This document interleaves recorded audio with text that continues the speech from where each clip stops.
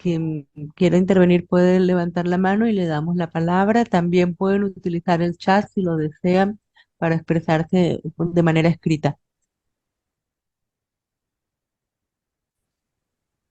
¿Hay alguien que quiera Ya opinar? va, todavía estoy compartiendo pantalla. No, Todavía ya. está compartiendo. Ok, Ahora ya. sí, Gracias. no te preocupes.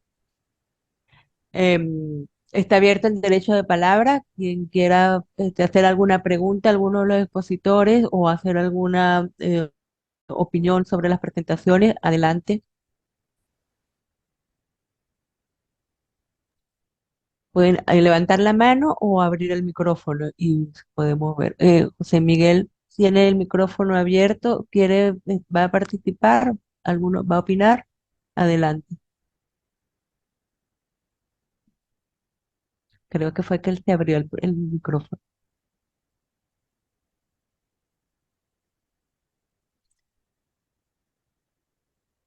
Eh, hay una hay una opinión de Daniel. ¿El caos puede considerarse un modelo sistémico? Creo que esa pregunta puede ser más bien para el doctor José Miguel. Daniel pregunta, ¿el caos puede considerarse un modelo sistémico?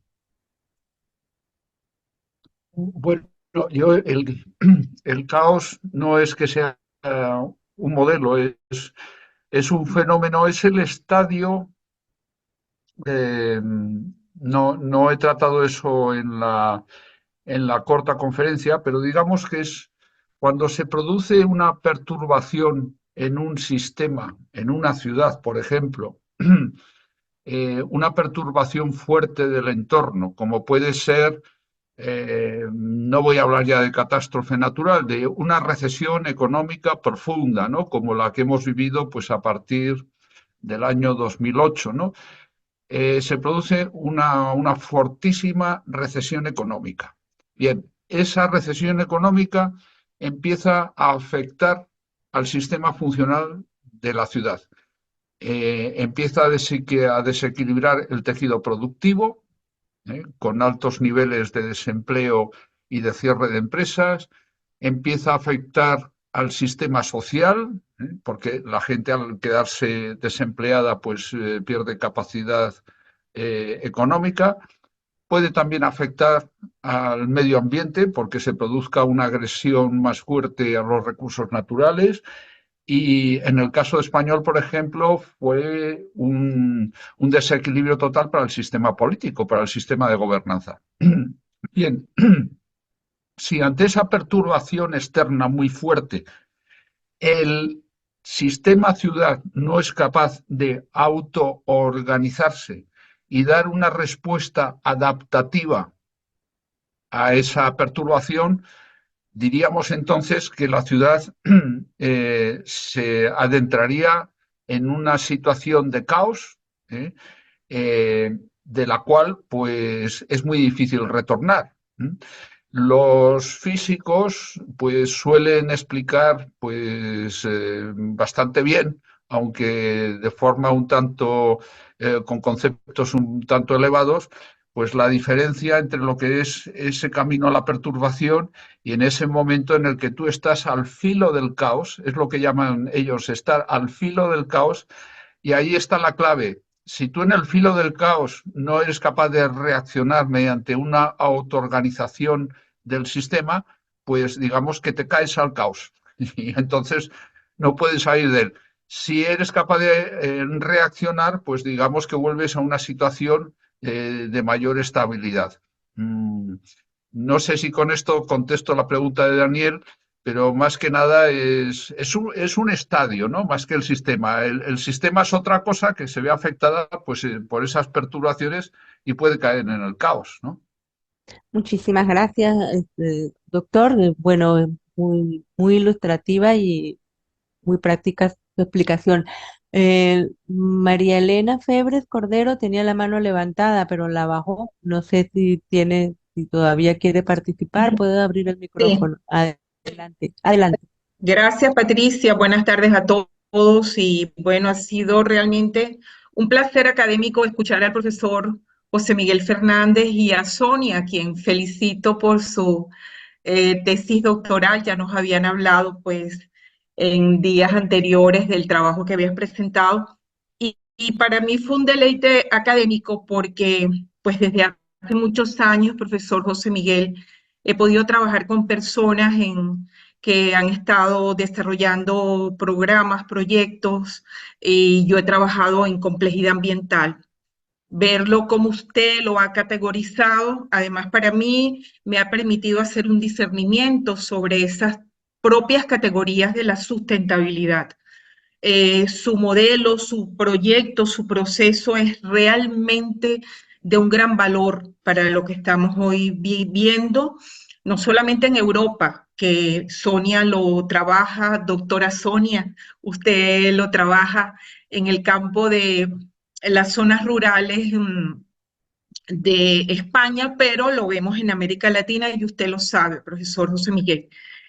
Así que te felicito de verdad, Sonia, por este trabajo tan ilustrativo, tan interesante. Fíjate que nos quedamos con las ganas, porque cuando nos explicaste las tipologías, no las pudimos ver en la imagen, ¿no?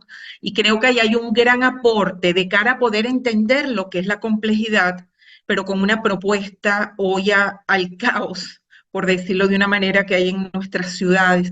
Solamente quería agregar, a usted le tengo una pregunta, profesor, si me permite. Hoy he sido su alumna aquí en este momento y preguntarle dentro de todo toda su propuesta y las dimensiones con las que le da, categoriza, describe la complejidad. ¿Cuál es o cuál para usted ha sido o son las fundamentales, las transversales del proceso? Y le voy a preguntar algo por qué. Porque hace muchísimos años yo pude conocer a Jorge Wagenberg, quien escribió un libro interesantísimo sobre ideas sobre la complejidad del mundo. El profesor Jorge Wagenberg, en un almuerzo, recuerdo, y permítame 2 minuticos contar esta maravillosa anécdota. Yo trabajé aquí hace muchos años en un programa de posgrado en educación ambiental, Sonia, y quizás una de las personas más brillantes que he conocido explicando lo que era un sistema fue el profesor Jorge Wagenberg. Y este libro, profesor José Miguel, yo lo utilicé en el doctorado en Ciencias Humanas de la Universidad del Zulia, donde sigo trabajando en ese doctorado que es interdisciplinar y se han hecho muchas propuestas, sobre todo y también en el caso de los problemas de las ciudades, del urbanismo descabellado en algunos momentos de América Latina, cuando, y ustedes lo saben, vemos los niveles de pobreza tan grande de nuestro continente, de Venezuela, y donde no hay los servicios básicos. No podemos hablar de que haya agua o electricidad, energía debidamente para la sociedad. Entonces, le pregunto, ¿cuáles son para ustedes ahí las más importantes? Y doctora Sonia, dígame usted, en esas tipologías, y si es posible, no sé si podremos después tener la presentación y la del profesor tan buenas, en esas tipologías, ¿qué es lo que te permitió de la investigación? ¿Cuáles fueron? Porque explicaste muy bien esos indicadores. Para ti como investigadora, ¿qué le dirías a María Elena?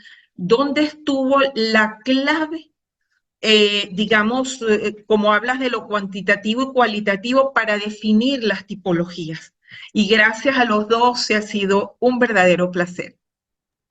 Muchísimas gracias por compartir la anécdota y compartir la inquietud. Vamos a darle entonces la palabra primero al profesor para ir de lo general a lo específico.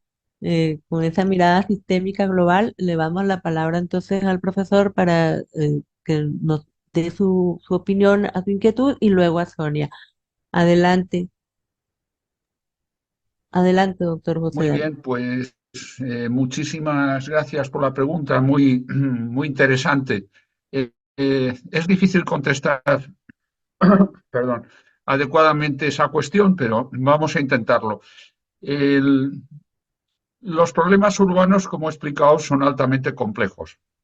Entonces, primero hay que concienciar a los diferentes actores locales que intervienen en los análisis y tomas de decisiones acerca de la complejidad. O sea, en primer lugar hay que concienciarles. Es decir, esto es bastante complejo. ¿Y por qué digo esto? Porque generalmente hay un afán por sectorizar los problemas y responderlos con medidas altamente especializadas, temáticas, ¿no? Por ejemplo, me habla usted del problema de la pobreza urbana, ¿no? Bien, evidentemente para mí es una cuestión tremendamente compleja. ¿Esto qué quiere decir? Que no solamente desde el sistema social vamos a resolver la pobreza. ¿Qué haría yo? Pues entrar en el modelo conceptual y decir, aunque el tema que debemos analizar y tratar de resolver con estrategias a medio o largo plazo, no solamente es un problema estrictamente social, sino que tiene que abordarse desde el subsistema económico. Tú tienes que generar riqueza, porque si no, la pobreza va a seguir ahí. O sea, que tienes que actuar en el subsistema económico con una serie de medidas. Yo no entro si son medidas de derechas o de izquierdas, sino que tú tienes que actuar con políticas de desarrollo económico. Tú tienes que cuidar el medio ambiente, porque para resolver la pobreza no podemos dilapidar los recursos naturales que tenemos en el medio ambiente. O sea que hay que equilibrar eso también. Desde el punto de vista de gobierno, hay que tomar medidas de gobierno para intentar resolver la pobreza. Y luego, desde el punto de vista del urbanismo, de todos los elementos físico-espaciales de la ciudad, pues habrá que ir intentando resolver el problema de la vivienda, el problema de las dotaciones sociales colectivas, el problema de la movilidad urbana, que genera también muchas situaciones también de disparidad, de pobreza. Al final hay que jugar con diferentes variables, con diferentes subsistemas. Entonces, insisto, la primera tarea es concienciar que los diferentes actores locales que intervienen en esos subsistemas tienen que coordinarse, colaborar en resolver un problema complejo. No me vale que simplemente lleguen unos sociólogos con políticas sociales más o menos agresivas, coherentes, lo que queramos, porque en el apoyo de las empresas y la generación de empleo, pues me temo que no van a avanzar mucho, ¿no? Entonces, eso sería la primera cuestión.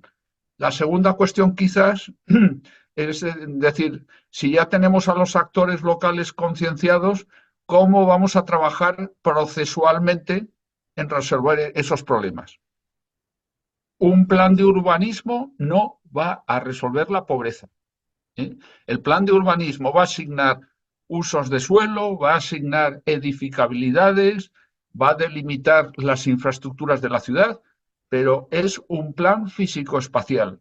Y lo que necesitamos de nuevo son otros planes económicos, sociales, ambientales, de políticas, como hemos dicho, ¿no? Entonces, eso supone establecer un proceso colaborativo en el que intervengan los diferentes actores. Claro, la cuestión es cómo ponemos a trabajar actores con diferentes intereses que son legítimos. Son intereses que a lo mejor no coinciden, pero pueden ser intereses legítimos. ¿Cómo los ponemos a trabajar en ese proceso?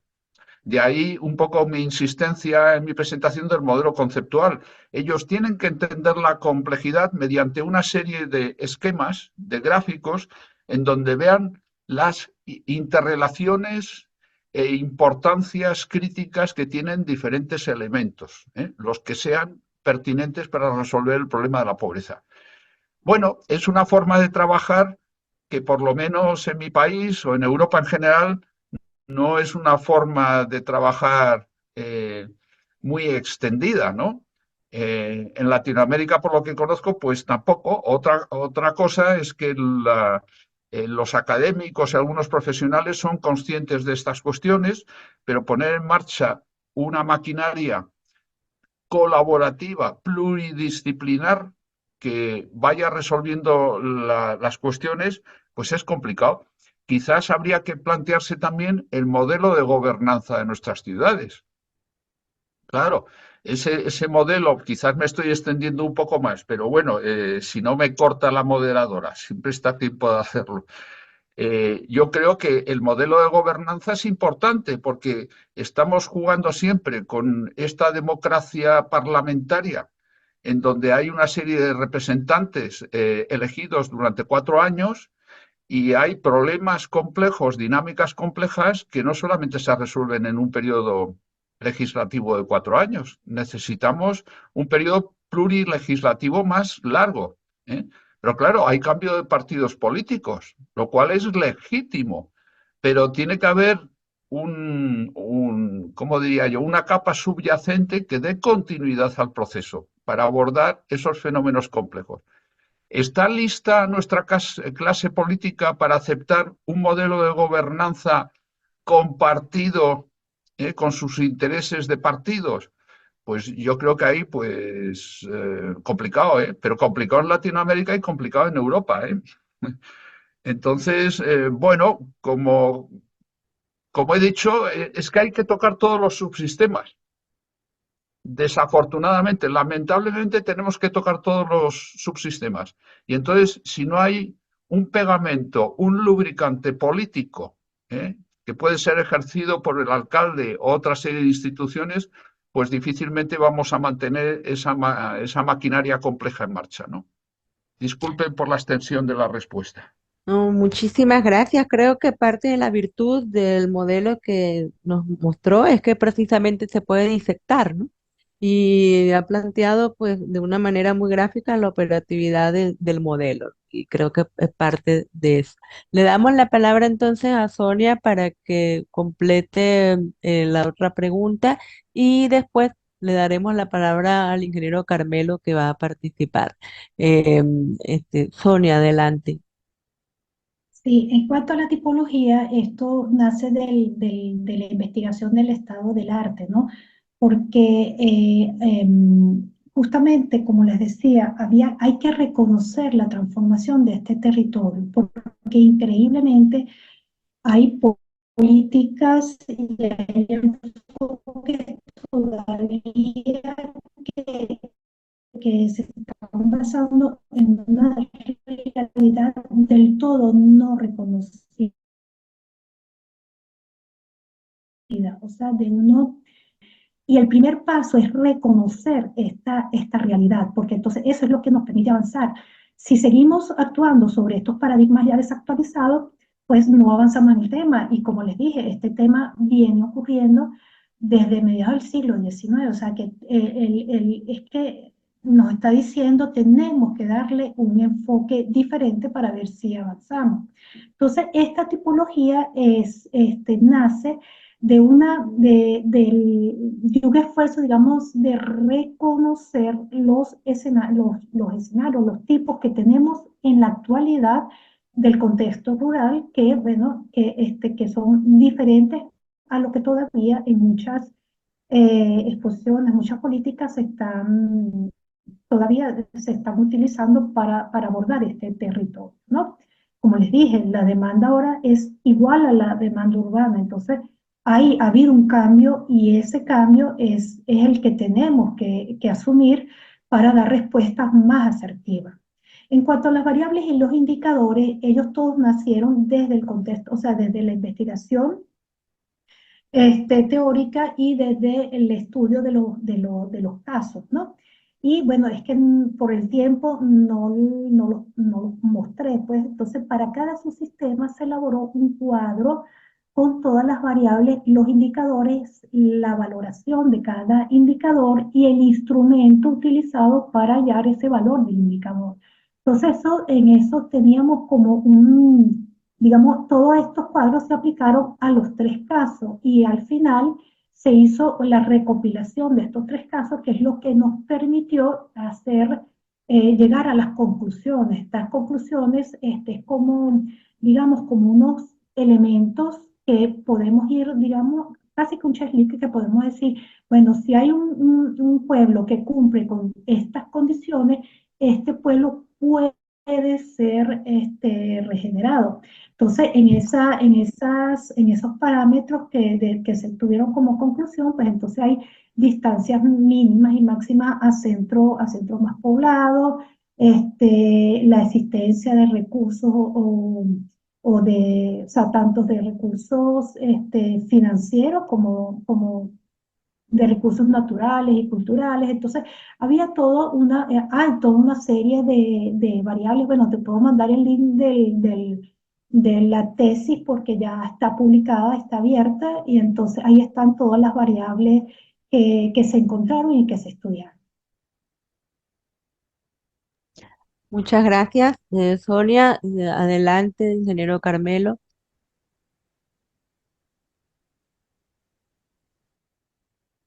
Pues sí, yo en primer lugar pues agradezco a Sonia y a José Miguel por estas exposiciones tan brillantes. Eh, Quiero hacer algunas preguntas. Ay, qué bueno, porque Zulma también probablemente podemos compartir algunas de las inquietudes. En primer lugar, he manejado el tema de la complejidad en el análisis de una ciudad. Eh, Eso suponía entender los subsistemas en los cuales podíamos tratar de enfocar análisis y tratar de tener una metodología que nos permitiese estudiar las correlaciones. Es un poco lo que decía antes de que iniciáramos la reunión. Es decir, disponer de algunas herramientas estadísticas que permitiesen entender cuáles eran los procesos relacionales y sobre todo cuáles eran aquellos que tenían mayor capacidad explicativa de los grandes problemas. Como les dije, el elemento central estaba dirigido fundamentalmente a intervenir en la ciudad como un modelo de gobernanza un tanto diferencial y además me pareció muy fugaz, pero yo tuve 7 años de experiencia utilizándolo, que fue precisamente aprovechándonos en unidades territoriales organizadas a través de mecanismos de participación ciudadana y a través de esos mecanismos nosotros teníamos la capacidad de ocultar 33 unidades territoriales de poco más o menos una población, cada una de ellas en promedio de 50.000 habitantes y que estaban, por supuesto, subdivididas en barrios relativamente ubicables.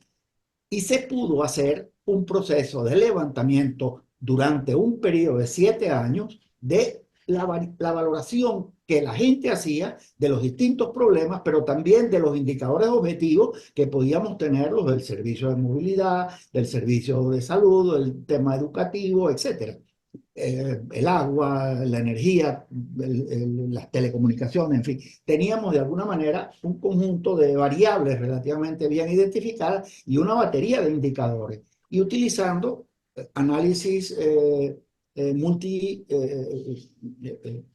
¿cómo se llama? El análisis multivariable, es decir, la posibilidad de poder hacer este cernido y poder determinar, vamos, jerarquía, prioridades más bien, prioridades de aquellos temas.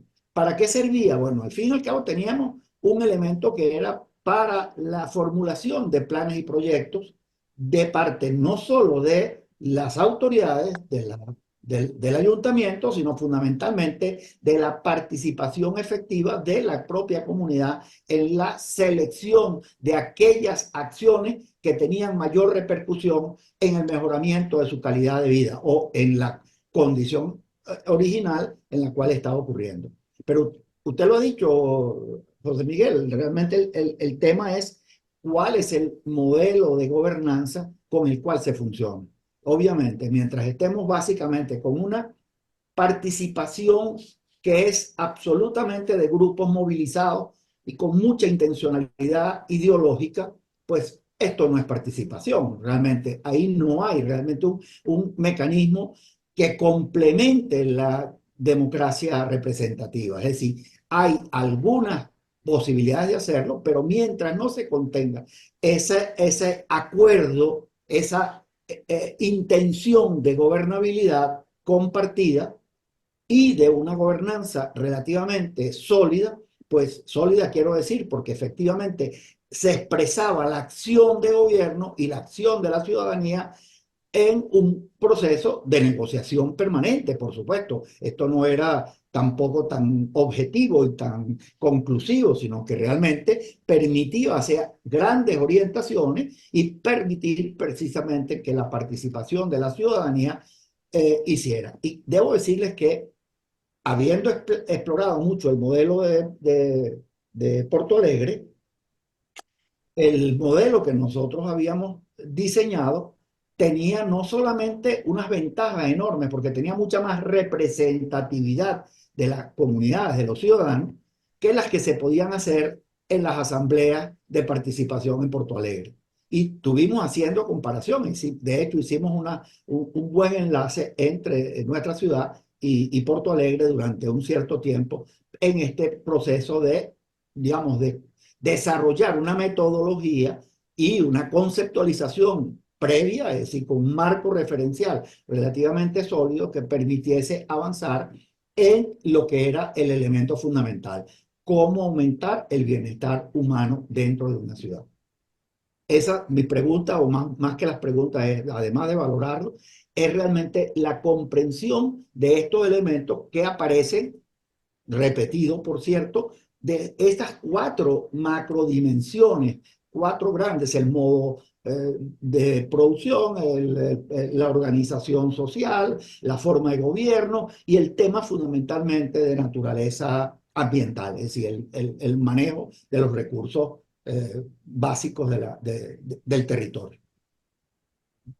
Mi pregunta es a José Miguel y a Sonia: el uso de técnicas estadísticas que permitan hacer análisis multivariado. Pues Muchas gracias. intervengo, Carmelo. Muy interesante tu pregunta. Ha sido uno de los caballos de batalla mientras escribí el libro.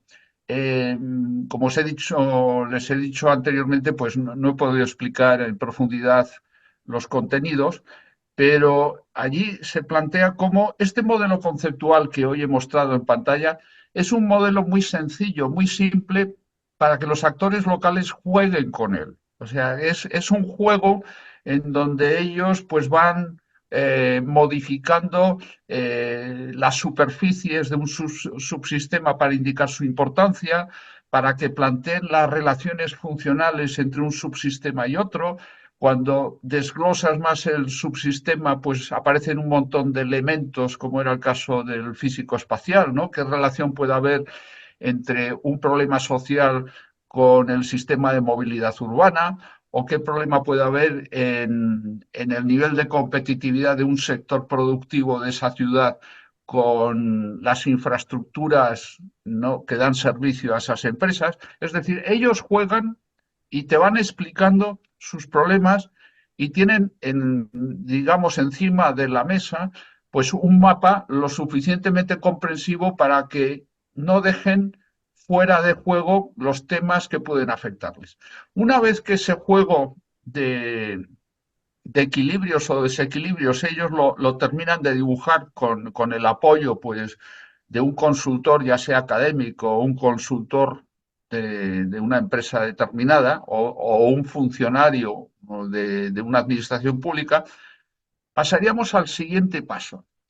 Claro, ahí ya los actores locales se pierden, de ahí la importancia de dejarles jugar con algo que ellos entiendan y vean, ¿no? El siguiente paso sería lo que yo llamo en el libro crear ya un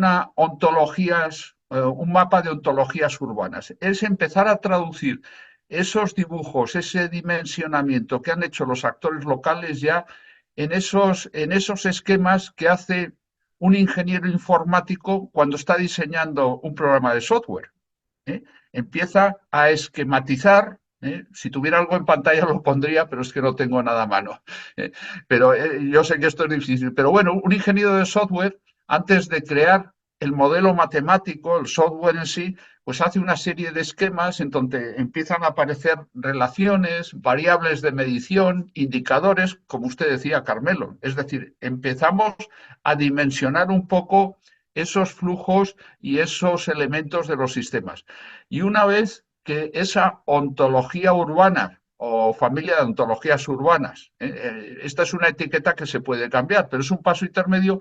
Después ya ese ingeniero informático pasaría a modelizar, si es que puede, porque yo tengo serias dudas sobre nuestras capacidades para modelizar la complejidad de una ciudad. Yo creo que todavía no hemos llegado a ese estadio, ¿eh? Pero digamos que pasaría entonces a modelizar.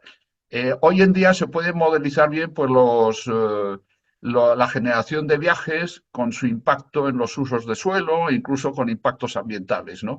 Pero llegar a modelizar de forma integral, holística, de forma matemática toda la ciudad, yo creo que todavía estamos lejos. Quizás con la inteligencia artificial en los próximos años veamos avances, ¿no? Por ese camino.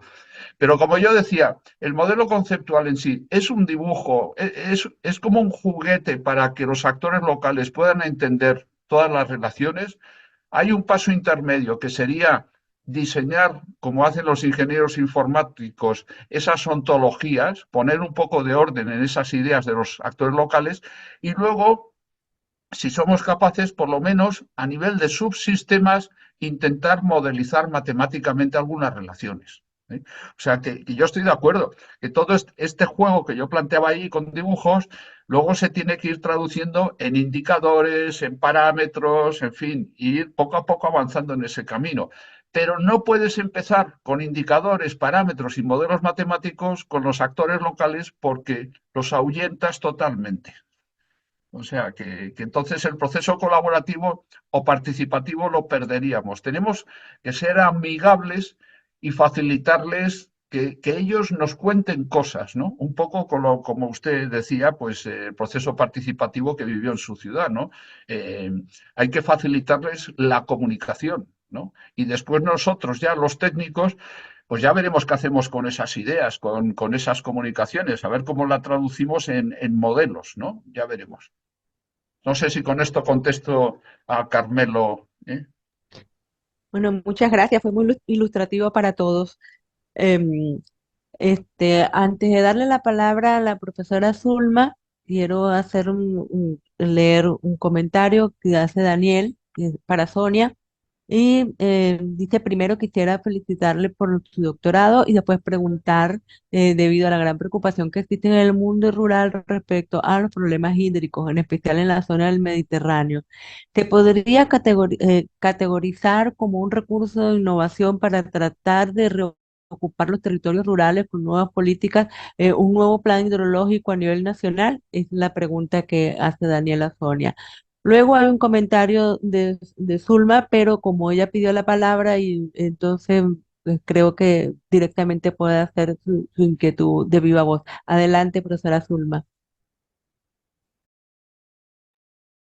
Hola, muy buenas a todos. Disculpen lo que estoy conectada desde el celular y no sabía cómo operar el sistema, pero fue una delicia, como dice Marilena Febre, haberlos escuchado por esta hora y media y no me canso de analizar los paralelismos que hay entre lo expuesto y el caso venezolano. Y justamente por eso es que quería comentarles y sobre todo preguntarles. El doctor Fernández Vuela ha mencionado varias veces la palabra gobernanza y el manejo de los distintos actores sociales. ¿Cómo se casa el modelo y esa gestión que queremos implementar de poder unir, de alguna manera, integrar lo rural con lo urbano en un solo territorio con los límites políticos administrativos? En el caso, por ejemplo, de las áreas metropolitanas, como es el caso de Caracas, se conjugan un inmenso territorio con varios municipios que lo conforman y cada uno de esos municipios tiene parte rural y parte urbana. Y de alguna manera la aproximación a la gestión tiene que venir desde un enfoque estratégico, de planificación estratégica, no físico-espacial.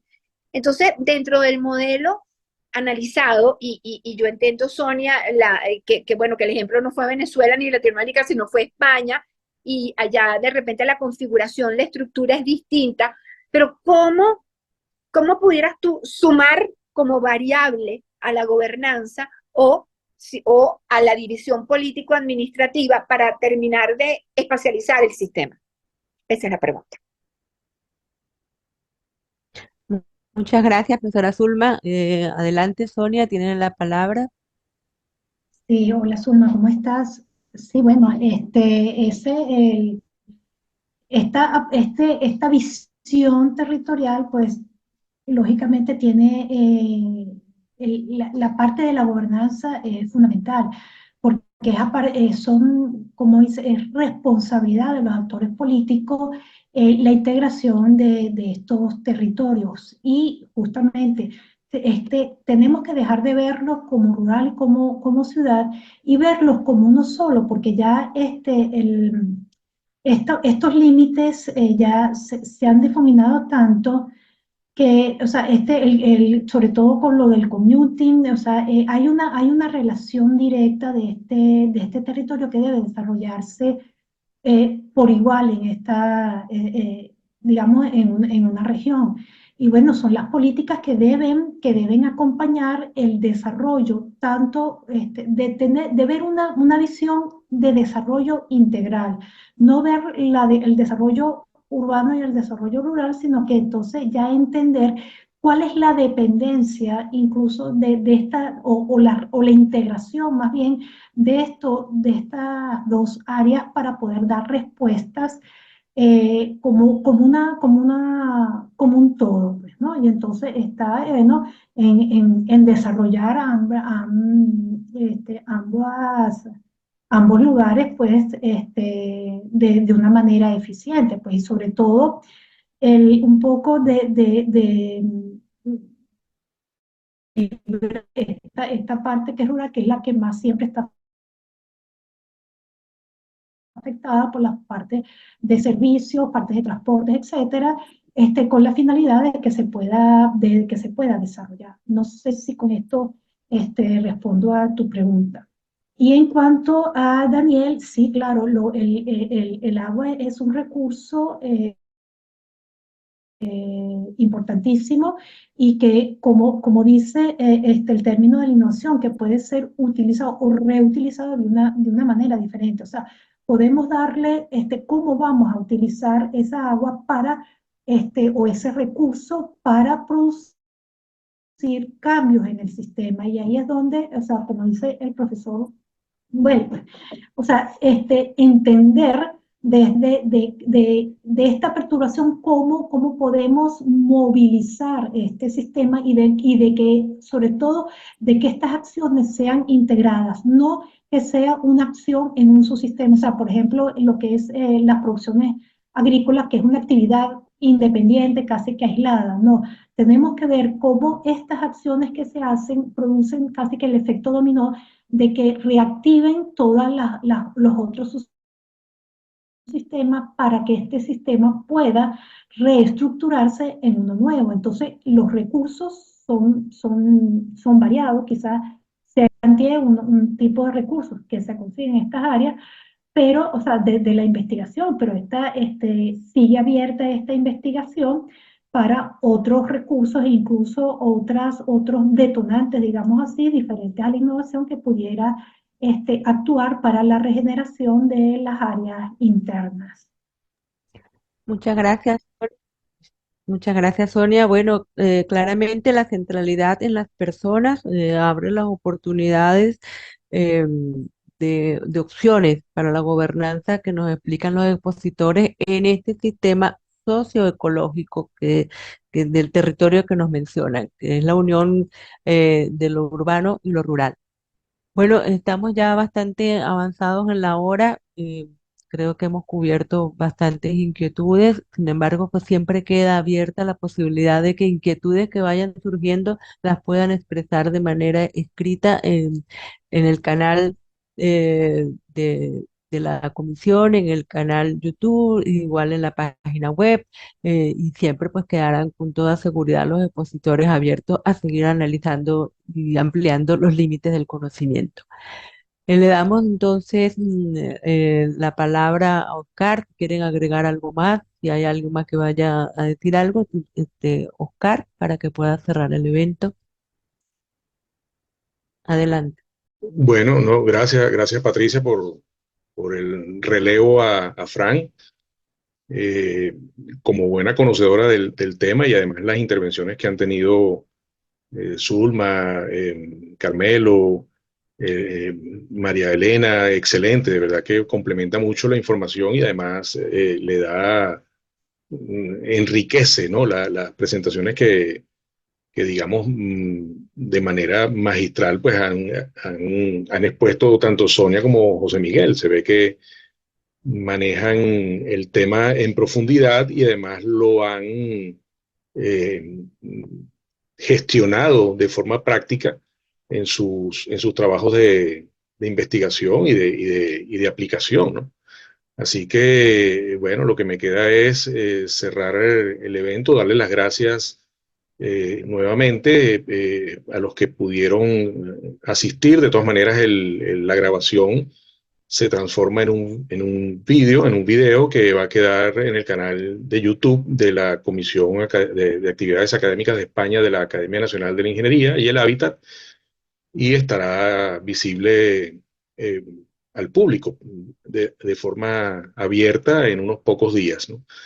Así que, bueno, en nombre de la Comisión de Actividades Académicas en España de la Academia Nacional de la Ingeniería del Hábitat, en nombre también de la Asociación Hispano-Venezolana de Ingenieros y Arquitectos, tuvimos un evento binacional con la contribución de Sonia por parte de Venezuela, aunque hizo su doctorado en España, y la contribución de José Miguel, bueno, se ve que ya tiene una experiencia amplia en estos temas también. Así que, bueno, cerramos y agradecemos de nuevo la presencia de todos. Hasta luego.